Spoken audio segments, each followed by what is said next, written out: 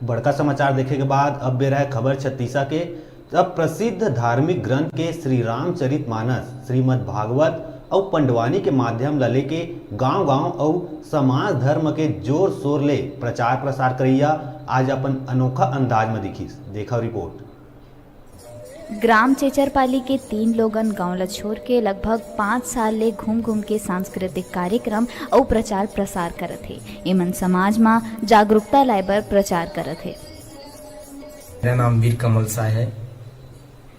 पत्नी मेरी उत्तराबाई मीराबाई, हम तीनों 5 वर्षों से पूरे भारत में रामचरितमानस एवं महाभारत का प्रवचन सुनाकर लोगों को कृतार्थ कर रहे हैं और समाज के क्षेत्र में धर्म का प्रचार कर रहे हैं, जो कि खुद का जमीन बेचकर प्रचार प्रसार में लगा हुए हैं, जिसमें समाज में जागृति आए और आनंदित आए और हम भगवान की चरित्र का वर्णन कर रहे हैं। प्रसार में अगर पैसा के कमी आथे त इमन अपन जमीन ला घलो बेच देथे।